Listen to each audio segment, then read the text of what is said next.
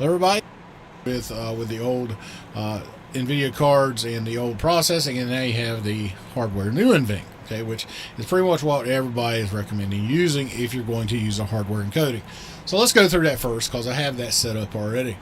All right, so you can use the streaming service encoder settings to enforce that if you want. A lot of people recommend doing it.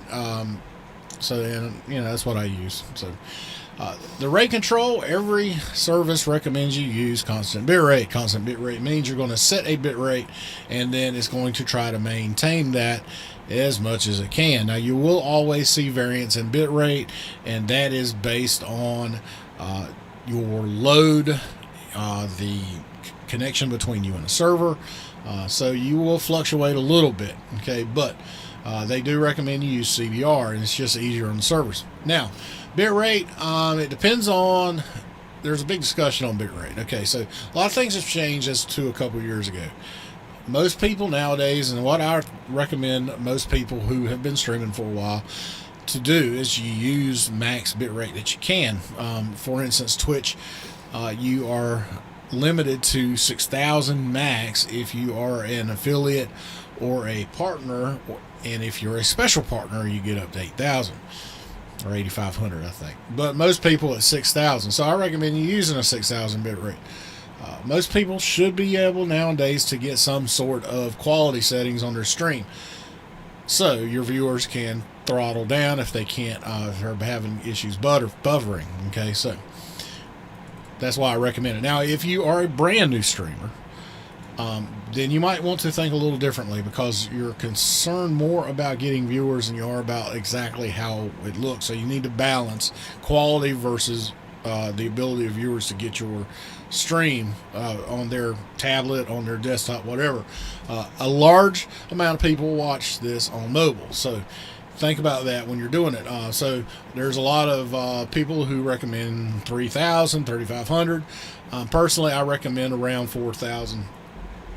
Because I think that gives you the best quality you can get. At the same time, it helps your viewers if they are having issues and you don't have the quality settings. You're locked to whatever your settings are. Okay, so next one is keyframe interval. Now, if you leave this in auto, okay, by having it at 0, you're going to get a lot of messages. Most stream services recommend 2. So set your keyframe interval to 2.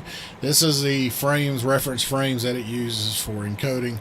So recommend just set that to 2 and no more than that. All right, so preset, and this is a big one. This is a new thing. So the new NVINC introduced max quality preset. If you can handle running max quality, I recommend you do so. If you have the new Turing, you should be able to do this to 1080p just fine. And then profile is also important. Most of the stream companies now with the new NVINC are recommending a high preset if you can handle that. Now, here's the key. 2 new things that we have for NVINC now is look ahead and psychovisual tuning. So look ahead is something that they do not recommend you do for streaming. That's more for recording. Now, psychovisual tuning is supposed to help with pixelation for high movement.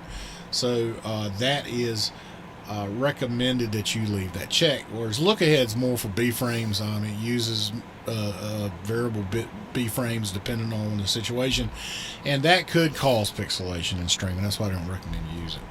So GPU, of course, this will be, if you're running a single GPU, then it'll always be 0. Now, the max B frames with the new NVINC, you can have up to 4. For fast-paced games, they recommend you go no more than 2. So that's why I set max B frames to 2. And that's really it. Very simple stream settings for the new NVINC. And this will give you the equivalent of an X264 medium preset at 1080p. So it's a good comparable setting there using this new NVINC. Now, the old NVINC, or if you have an older GPU that uses NVENC, you can also benefit from these settings. You will not be quite the same quality that Turing has, but they will use this processing of psychovisual tuning and look ahead. So keep that in mind. You will also see some improvement with the old NVENC, which is awesome. The other option is, of course, X264. So X264, again, if you want to enforce your stream service encoder settings, you can do that. I have mine checked. You can also rescale output here. Now, some people recommend that you don't do this, that you use the video settings. But if you are recording and streaming together, okay, you can reduce your output resolution here for your stream, and then in video leave it at 1080p or whatever your native resolution is, and then you can record in your native resolution while you're streaming at a lower resolution. So that's the instance where I would use that.